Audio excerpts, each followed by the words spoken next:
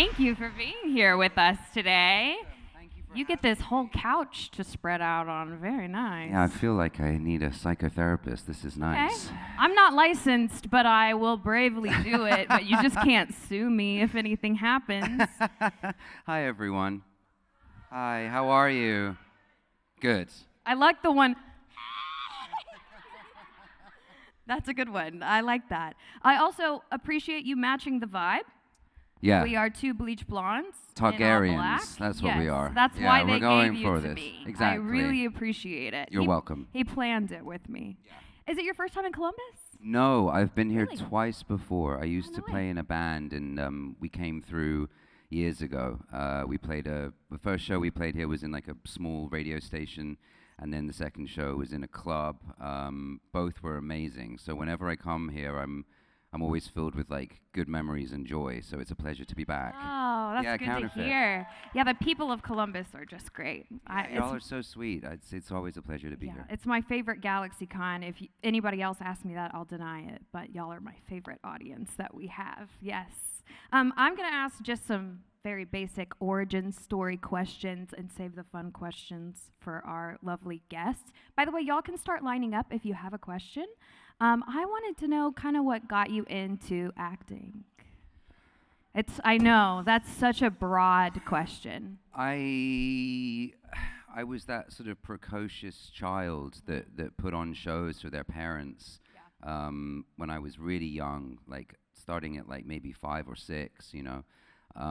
And I was very fortunate. My parents noticed a desire in me to be a precocious child. So they found a school in the south coast of England, and we moved from London when I was like 9, so that I could be near this school that was very artistic. And so, you know, sort of was nurtured at this amazing educational establishment, and then joined my local youth theatre when I was like 11, and then I did National Youth Theatre and National Youth Music Theatre, and then wanted to go to drama school, and just found this incredible job called Sweeney Todd and got the part. Familiar. We're familiar with it. Yeah, so, I mean, just a combination of sheer stupidity, determination, and luck. Nice. Yeah. It's crazy because you've done movies, you have done television, theater. You also said you're a musician. Yes. I heard that you have a new music project called Blood Magic. I do, yes. Yeah, can you talk about that and like what got you into being in a band when you're already a successful actor? Oh, well, I was playing music from when I was like, I've always played music, but I used to drum in an indie band in London when I was like 16, 17. And, you know, even when we made Sweeney Todd after that, like I remember driving out to Brighton to play a show to like 4 people. The promoter ran off with our gas money. Sick, as they do. It was fucking wild. They're like, this is my take. Yeah, exactly. Live Nation, is that you? Yeah. And so, you know, it's just been in my bloodstream. I think I just like to be creative. But I'd put down the band thing for a minute, you know, post-COVID. I'm 36. Touring life is really hard. Like, it's a lot. But I met this amazing drummer called Kyle, who I'm so blessed and privileged to have met. And Kyle and I just got talking, and I was like, all right, let's make some music together. Let's make some heavy music again. So that's what we did. That's very exciting. I'm sure everybody's very excited for any new music to drop. Cool. It's very cool. Thank you. Well, you already have a very big line. Hello, so big I will line. not keep him from you any longer. If you would like, go ahead and introduce yourself and then go ahead and ask your question. Okay. Hi, my name's Haley. Hi, Haley. Hi, Haley. Or Steve Harrington, whichever one you want to call me. Steve. Hi, Steve. So my question is, obviously you play this very iconic villain on Stranger Things, probably one of the like best written ones in my opinion. But if you could pick any other character from Stranger Things to be, who would you be and why? I really relate to both Max and Elle. Max, I particularly her like season 4 story. I think, you know, I think we can all relate to most of the characters in the show because they're the outsider, right? That's why the show is so successful, I think. And but Max's story in season 4 particularly was just really incredible, and Sadie did an amazing job. And 11 just because she's cool as shit, and I really like Millie. Yeah. Awesome. Thank you. Thank you so Thank much. you. Sorry I didn't say Steve. Honorable mention. Hi. MCR fans. I was gonna say. Nice. Yeah. My name's Samira. I just wanted to know, is there anything you can tell us, like one tiny thing, or can you not, like about season 5, or can you not- Netflix has assassins in the crowd Yeah, there's right like a now. red dot's going to appear right here. A Netflix NDA is the scariest thing you'll ever read. I can tell you I finished. I wrapped like 2 weeks ago. Yeah, so we're nearly there, which is wild. I don't know when it's coming out. Next year is all I know. Yeah, I can just say I had a lot of fun making it again. You know, I love the cast, I love the crew, and we just, you know, we're just like one big family. So yeah, that's all I can tell you. Thank you. Thank you so much. Appreciate you. Hi, I'm Brooklyn. Hi, Brooklyn. So, this question is actually for my best friend who I'm on the phone with right now. Hello, best friend who's Hi, on the best phone. friend. Her name's Ellery. But, what was the hardest thing you had to do playing Vecna?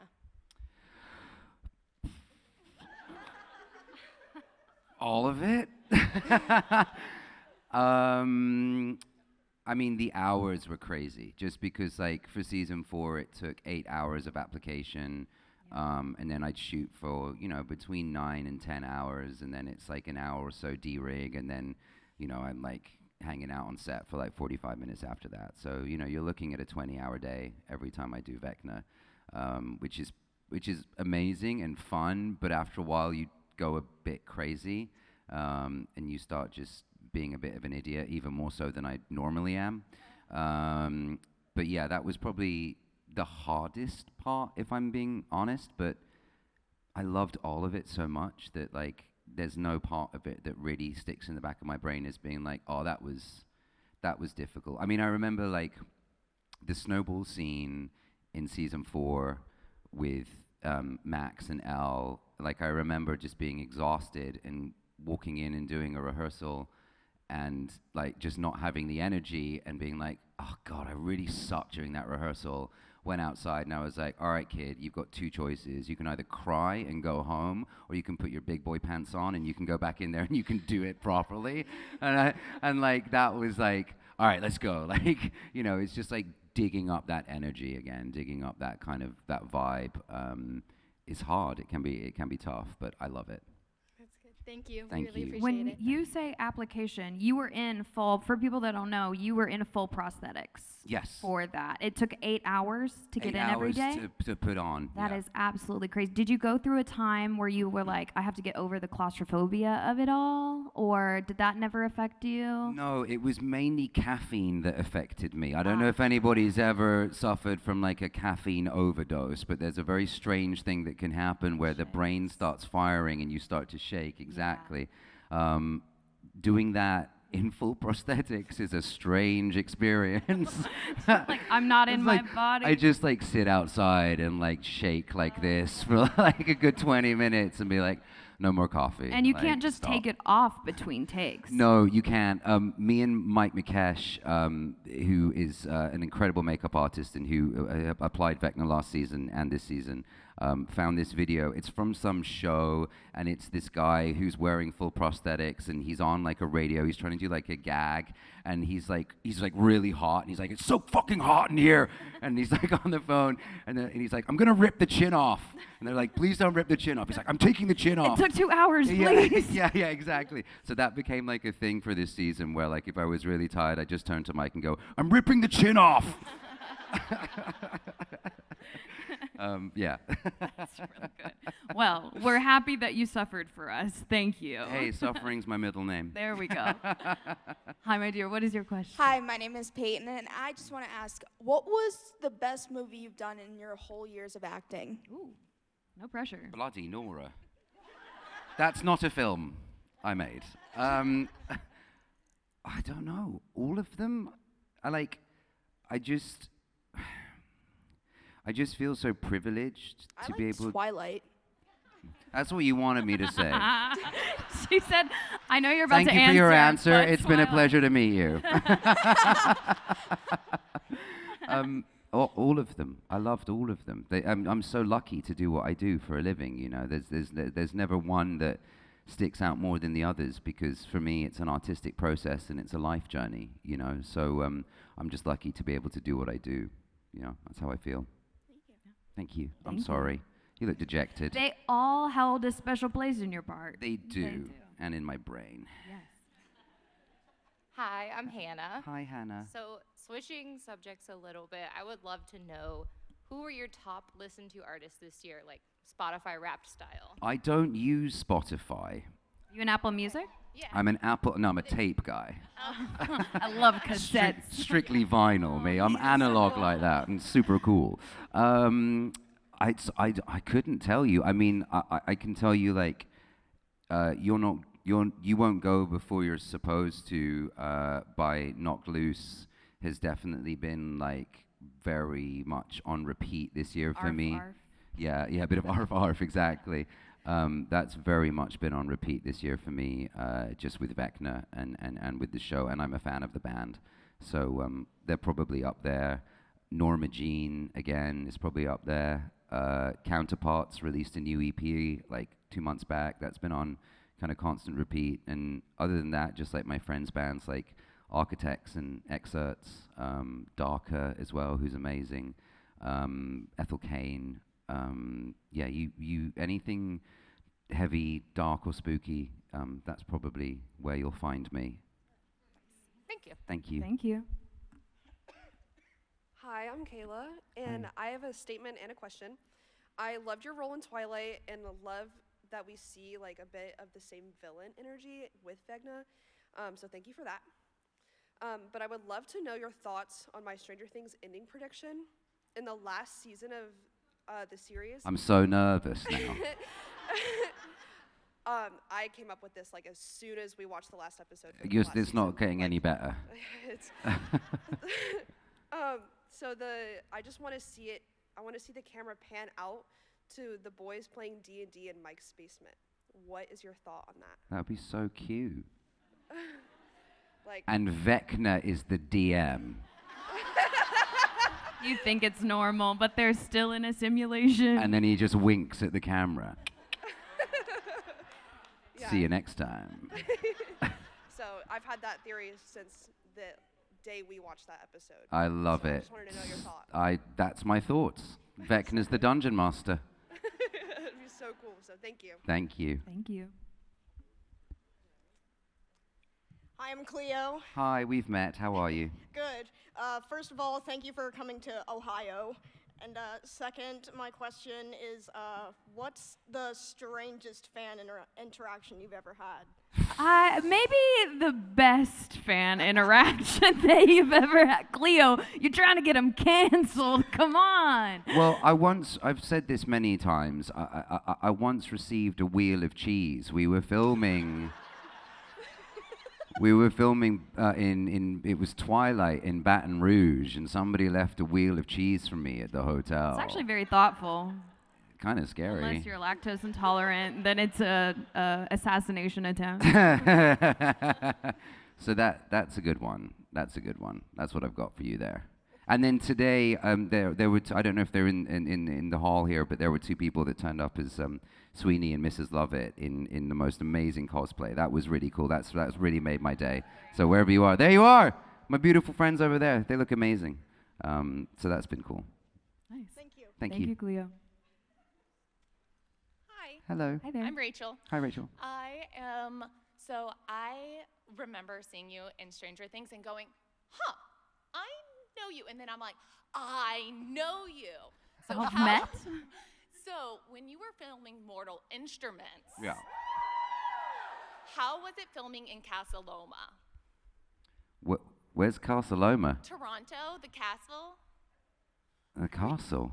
Were you Like, not I in the blocked castle? this out. How drunk was I? I blocked this out of my life. Oh, is that that's Institute. the institute? Yes, it's the institute. Oh, right. Yeah, I remember. Do you? Kind of. He lies. I mean, I loved filming in Toronto. Like, Toronto's a very cool city. Like, it was really, really cool. Oh, yeah, I do remember that. Why do I feel like I can see a call sheet in my brain? I feel like I can see, like, you need to be here at 6 a.m. It was great. It was amazing. We had a lot of fun, because we also filmed out in Hamilton as well for some of the Hotel de Moore stuff, which was pretty sick. But a lot of our stuff was done on stage. So that's maybe why I'm why I'm missing this. But I loved my time filming there, and I got to learn so many cool things, like, stunt-wise and stuff that I've been doing since I was a kid, and apply that into film, which was really cool. And our stunt coordinator was a guy called John Frenette, who I recently saw again for the first time in years, which was super cool. So yeah, it was super fun. It was great. I mean, swinging a sword, doing front flips, being moody. Yeah, it's like, you tick, tick, tick. Thank you. I'll do the job. Thank you. Thank you. Hi there. Hi, my name's Katie. Hi. I know it was released like 17 years ago, but obviously you remember it. Sweeney Todd got me through chemo, and I just wanted to know, like, what was your favorite memory of making it with, like, that cast and crew? Oh, man. I mean, probably I've got a few. My first day on set was with Johnny. I had just turned 18. We were stood on a ginormous boat that they'd built in the middle of Pinewood Studios, and there's this ginormous fan blowing our hair to make it look like we're going through, the Thames, and Johnny just turns to me and is like, "Hey, Jamie, that's your biggest fan." How cool is that? It was pretty sick. But I also did some stupid stuff. Like, I think one of the first times I met Stephen Sondheim was, like, in a rehearsal room, and I kicked a bottle of water across the floor because it was just, like, on the floor. I was like, "Hi, I'm Jamie." Goosh. Oh, fuck. Which was highly embarrassing, and I can't believe I just said that out loud. But again, all of it, and working with Tim and seeing the way Tim works and his mind and being part of his universe, like, what a privilege, like, what a treat. But yeah, those are probably my top two. Thank you. Thank you. Thank you. Hello. Hi, Jamie. Me again. Hi, me again. Ashley. First of all, again, thank you so much for being here. Meeting you is now my favorite part of 2024. And as I told you earlier, I love you in both Stranger Things and Twilight. They're both a big part of me. And you play very powerful beings in both franchises. So I have to know, who would win in a fight, Caius or Vecna? And Vecna. Why? How would that go down? He'd get into his mind. He'd, use his Zarch powers. That's what we call it. We call it Zarching when he puts his hand in. You do that thing. I say we call it that. Matt and Ross Duffer call it that, and I've just picked up on it. Vecna, definitely. He'd get into his mind and tell him he was not as miserable as he pretends to be, that he's actually a happy vampire. And that would really, like, trip him out. I feel like Caius wouldn't want to be there, too. Yeah. I don't have time for this. Oh, God. Yeah, that's who would win. Thank you so much. You're so welcome. Enjoy the visual. Hi, Jamie. Hello again. How are you? It's Rose. My question for you is, what are your top 5 goth and death metal bands? Holy Lord. Wow. Death metal. Can I just use metal in general? Yeah. I feel like death metal's, like, way too specific for me right now. Yeah. Revenge are really cool. Like, it's super dark. Mayhem, just because of, like, black metal and where that's all come from. Sun O, for me, I mean, it's drone metal, but it's pretty sick. Would you describe The Cure as goth? I guess you kind of, yeah? Thank you for that. I appreciate the support. Probably The Cure and Miley Cyrus. She's so metal. So you're more of a, like, a metal. You're, like, more of a metal fan. Like, you listen more to metal. Yeah, I mean, I definitely love metal. I love heavy music. So yeah, that's my Thank thing. you so much. Thank you. Thank you. Hi. Hello. Hi there. I was just wondering what musical artists have had the most influence on you as an artist. So many. I mean, I discovered Bob Dylan when I was like 15. I was reading Kerouac and Salinger, and I came across Dylan, the whole story of like, you know, Robert Zimmerman changing his name, traveling across America. I think that sort of like traveling man thing really connected with me at a really young age. But, you know, I'm such a sponge that at various different points and parts in my life, I've connected with different things. You know, like at the moment, I'm really into, I'm kind of like digging into more like gospel music. There was a group called the Staple Singers who sort of ultimately ended up becoming more of like a soul funk group, but they started out as like a sort of church gospel group, and they had a record called The Freedom Highway, which came out in, I think, around 1960, 1950s, like late 50s, early 60s, around the civil rights movement here, which was really powerful and really beautiful. And I love all of that stuff. It's really hard to find gospel music that's been recorded because it takes place, you know, so much live. Nick Cave in recent years has had a huge impact on me. Again, The Cure as well. I mean, and I think The Cure is really interesting for me because they're an incredible band, and what they do is they use, you know, like their earlier work, like Pornography, which is one of my favorite records of all time. You know, they're using 3 chords, and that's it. But somehow you're taking on this incredible journey musically, and I used to feel like, oh, I've got to write music that's like constantly modulating and shifting, and actually I can go back to the simplicity of just using 3 chords in a story, which is also very country as well. You know, country music does that beautifully too. So it really depends on what era of my life you're looking at. Like when I was 17, drumming in an indie band, you know, we had a band in the UK called the Libertines who were, you know, wildly successful and hugely popular, and, you know, they very much influenced our style and how we wanted to play and how we wanted to present ourselves. And then, you know, with Counterfeit, you know, I kind of fell in with the people that I now, you know, like consider my friends, you know, bands like Architects and things like that. And so they obviously had a big impact on me as well. I'm nowhere near as good at writing music as those guys, but, you know, it was definitely something that was in me. Bands like Gallows and Frank Carter definitely had a huge influence on me. So it really depends, you know, on where I'm at in my musical journey. And I feel like as I'm growing and as I'm progressing as a human being, I just find more that I connect to as I grow. Thank you. You're welcome. Thank you so much. Hello. Hi, I'm Julia. Hi, Julia. Do you remember the first time you were ever recognized by a fan? How it made you feel? No, but do you know what I do remember is I remember a friend of mine, us being stopped on the street when I was in my late teens and somebody recognizing me and her turning around to me, and I was like, I got recognized, and she was like, "Dear diary, today I got recognized." She read you. Yeah, I was like, please don't see me. What a good friend, though, honestly.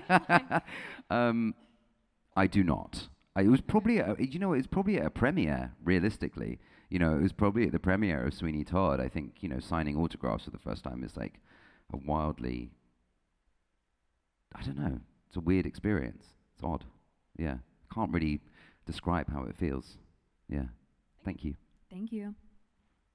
Hello again. Hello. It's Emma. So I just wanted to first off say thank you for, like, we've had multiple interactions now, and you've actually seemed like a celebrity that actually cares about their fans and wants to take time to learn about us and meet us, so I appreciate you for that. And within those interactions, I've been wanting to ask you, what cologne are you wearing? Wow, I love that question. You know, I received this cologne that I'm wearing at the moment as a gift about 3 or 4 months ago. And I walked into my local Starbucks in Atlanta after receiving it and coming back, and somebody was like, who is that smells so good? And I was like, I'll die in this scene. yeah, exactly. I was like, yes, it's me. Sadie Sink said the same thing, like the day after. It's by Hugo Boss, and I can't for the life of me remember what the name is. What does the bottle look like? It's black with a gold top.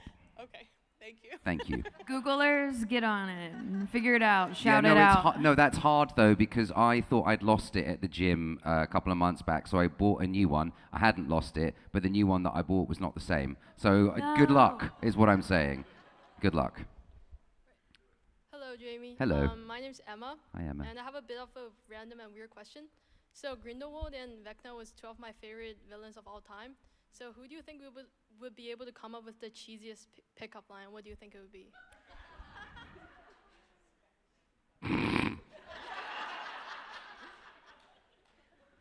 It's got to be Vecna, but I'm not sure what it would be. I can't imagine Vecna giving you a pickup line, though. I would be so scared.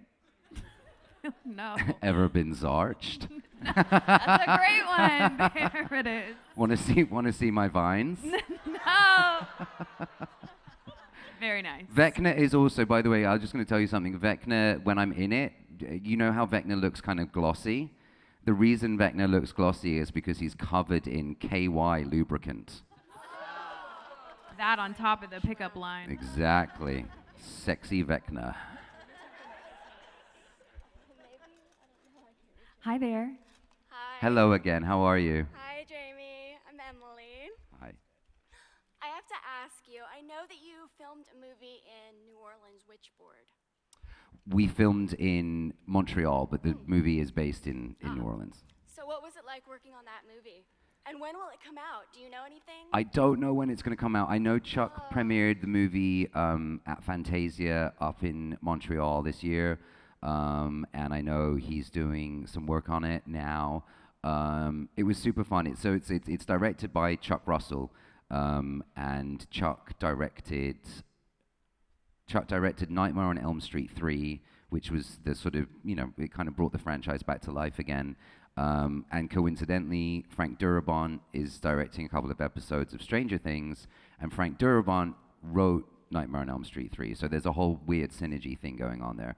Yeah, it was super fun. I play this like very, very camp occultist who is after one thing and one thing only, is sort of, just hedonistic and a bit twisted. So again, ticks all the boxes for me. From the trailer, it looks very interesting, and I'm looking forward to seeing it. It's good fun. I've seen a first cut. It's really good fun. It's a good ride. It doesn't take itself wildly seriously, which I think is really fun. Yeah, it's just like, it's nice sort of camp fun horror. I was like, all right, it sounds like fun. Let's do it. Thank you, Jamie. Thank you.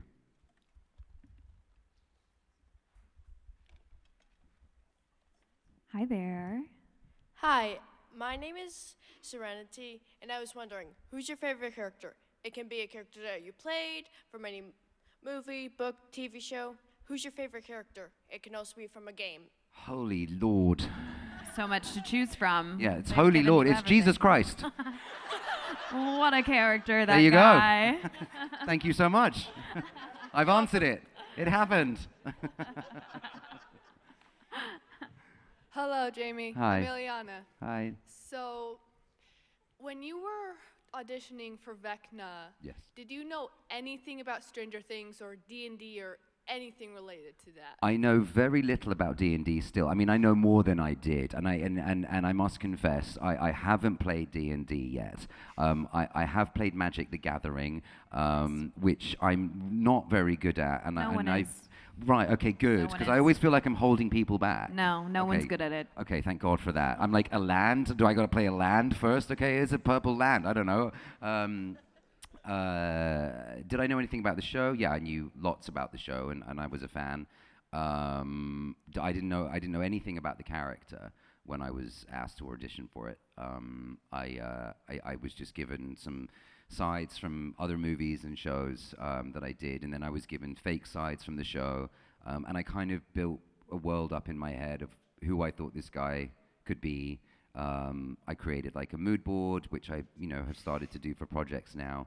And on that mood board was like Will Byers and all the kids, and then other characters from horror that I really liked and thought would be cool to put in there. And then I went to go meet Matt and Ross Duffer with my little book under my arm, and I was like, this is what I think the character should be, or is.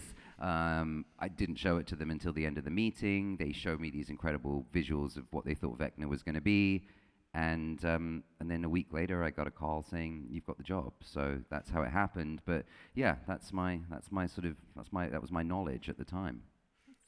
Thank you. Thank you. When you auditioned, normally when people audition, they have a fake name for the character. Do you remember what Vecna's was? That's my favorite question to ask. Ashy. Ashy. A-S-H-E. Ashy. Okay, Yeah. nice. I had like no that. idea why. I Less still don't know why. intimidating than Vecna. Yeah, that's true. Yeah. That's just a guy named Ashy. Yeah. Hi there. Hi, my name is Nadia, and hi, Jamie. Hi. So I really, really, really like Sweeney Todd, and because music is such a big part of me, and characters are, and I love your character in Sweeney Todd, I kind of want to know, like, what was your, I guess, favorite part of that, even though it was kind of already asked. I literally only came up here to say hi and talk about Sweeney Todd. Hey, there we go. Again, I loved all of it, but I obviously remember working with Alan Rickman with a great deal of fondness. Can I ask about Helena Bonham Carter? You can ask. What do you want to know? Was she nice? She was lovely. Yay! Yeah. I love Helena Bonham Carter. What if I he had was to like, ask. no? I was gonna She be was so awful. disappointed. No, she was incredible. She's an amazing performer and very warm and full of lovely energy. Yeah, no, she was great. Thank you. Thank you. It was so nice to talk to you. Nice to talk to you. Bye-bye. Hi there. Hello. What a cool Slytherin jacket. Thank you. It's fire. So I'm Bree. Saw you earlier. And my question for you is actually a Harry Potter question, and it's, what was it like preparing for the role of young Grindelwald, if there was any prep at all? Girl, I jumped out a window. I believe it. Yeah. Iconic. So trampolining was a big part of my preparation for the job. There was none. I'll be honest with you. I was young and dumb, and I was given an amazing opportunity to be on that set, for which I'll forever be grateful. I'd read the books when I was a kid, because it's sort of my era. We were also reading a series of books at the same time in English called The Lives of Christopher Chant. If anybody has ever come across those books, they're kind of cool too. Again, kind of magic-y kind of stuff.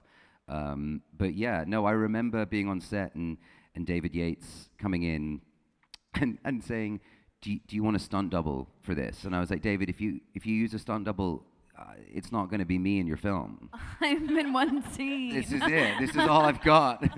And it's like 2 feet. I think I'll be fine.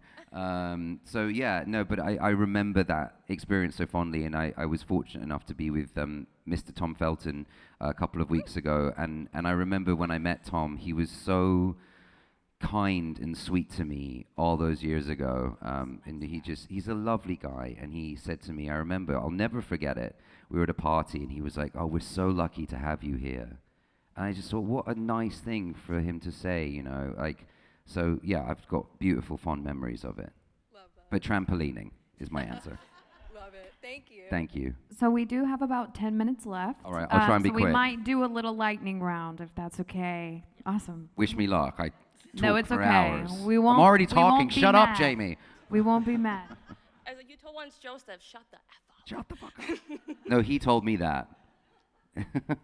Well, anyways, hi to see you again. Hi. I'm Jen. Hi. In case you forgot, memory of a goldfish. I want to know what inspired you to write Heaven in Your Eyes, because it is a powerful song, and you probably made everyone in this room cry with it.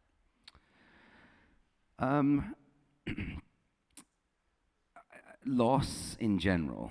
There was a period of time where I thought we were going to lose somebody really close to me, and like probably everyone in this room, I've lost friends and loved ones, in recent years and when I was a kid. And I think it was about the idea of what happens if somebody goes and like you never had the opportunity to say I love you to them. And that's where it comes from, and that longing for that feeling and that longing for that connection. Yeah. Thank you. Thank you. Hi. Hello again. So I wanted to ask like a two-part question. It's really quick. There was rumors about a new Twilight coming out and a new show of Harry Potter, and they were thinking of you being Voldemort. And if they were to give it that role to you, would you take it? Of course. I'm unemployed. Absolutely. Yes. This nose, I don't need it. Yeah. It's gone. You'll be playing two bald characters with no nose. There you go. Hey, I don't mind being bald. Qualifications. Thank you. Thank you. Hi, I'm Kobe. Hi, Kobe. If you hadn't been an actor or a musician, what do you think you would have done? Dead. Okay. Thank you. Thank you. Hello. Hi. My name is Kayla. Hi, It's Kayla. so nice to meet you. to meet you. I have another Sweeney Todd question because that came out when I was in 6th grade. Like, kickstarted my love for musical theater, which is wild, everything. But with having the background in theater and being a musician, how different was it doing a movie musical? And did you like that? Would you do it again? Oh, I definitely do it again, 100%. You know, it's funny. It didn't feel all that wildly different. Yeah. You know, we obviously pre-recorded the music. I think one of the cast wanted to sing live. I certainly didn't. I remember recording in a studio called Air Studios up in North London with a 72-piece orchestra with Tim, Helena, Stephen Sondheim, and a bunch of other cast members there, which was absolutely terrifying. And when I got onto set, you know, we had playback, so I would sing to the playback. So it didn't feel like I certainly wasn't miming, but the music, you know, the voice recording wasn't going down. So it didn't feel all that wildly different. It felt quite natural to me at the time. But yes, I would do it again in a heartbeat. That's awesome. Thank you so much. Thank you. Thank you. Hello again. Hello. Hi, my name's Autumn. Hi, Autumn. And you've talked about struggling with dyslexia. Yes. I'm dyslexic too. I was just wondering how that's affected, like, or if it's affected your career at all. It hasn't affected my career. I was very fortunate. I'm 36 now, and like I mentioned, the school I went to earlier I was very lucky to go to the educational establishment that I went to, and it was around the time where kind of dyslexia was, you know, sort of coming further into the conversation regarding like exams and things like that. So I was some of the first people to ever really be able to take their exams on a computer, which for me really helps because with my dyslexia, my sort of brain moves faster than my hand, but for some reason I find it way easier to type. It just works out that way. With my career, it's funny. If anything, I think it's been a help. You know, the way my mind works is so visual. And yes, okay, if I'm reading a book, I can skip lines, or I can skip paragraphs, or I can finish a page and go, hold on, did any of that go in, or was I just kind of skimming all of it? Whereas with a script, I feel like maybe it's just my focus is more in tune anyway, because I know that I've got to perform it. Maybe that's it. But because I'm visual, as I'm reading it, I can see it and see what I'm doing at the same time. So no, it hasn't hindered my career really. I do seem to have an innate ability to remember things, sometimes to my detriment. But no, it hasn't hindered my career whatsoever. I mean, I think there's a lot of creative people, artists and actors who are dyslexic, and I know, you know, some of them use the method of like saying the words and recording the words and then listening back to them. I don't need to do that for some reason, so it's not a hindrance. If anything, it's a bit of a superpower. Thank you. You're welcome. Hi again. Hey again. Someone asked a similar question, but I just wanted to know, do you like any emo bands, like mainly Pierce the Veil? Yeah, I like Pierce the Veil. Yeah, Vic Fuentes, right? Yeah, he's cool. Yeah, I mean, again, honey, I'm 36. 2003, 4, 5, 6, 7. You know, I was there. Choosing the MySpace song. I do my MySpace. I keep on going trying to. MySpace song, like the longest running. Do you remember? Well, it was probably Gallows, if I'm being totally honest. It was probably Abandoned Ship by Gallows. But yeah, no, I mean, yeah, My Chemical Romance for sure. I make music, like we said, and I was actually at Gerard's house years ago mixing some music that I'd made, and Gerard comes in and he's like listening to it, he's like shuffles in, he hears it, and he's like, "Hey man, that's pretty cool." And I was like, "Thanks." So yeah, no, I love it. I love it. Okay, thank you. Thank you. All right, first of all, jealous that you got to meet him and be in his house and just hang out. Super cool guy. I'm Sarah, by the way. Hey, Sarah. I was just curious if you had anything that you really, really liked from Jace's character in City of Bones, or if there's something that you wanted to like continue if the movies would have been made for the other books. That's such a beautifully projected yet veiled question. Was there anything I liked about Jace's character? Yeah, I mean, I liked it all. Like, you have to love the characters that you're playing. You just have to. Would I have continued in this series? Yeah, but as I've said to some people today already, you know, all good things come to an end. And I was just fortunate enough to be able to be that character for the time that I was. Thank you. Thank you.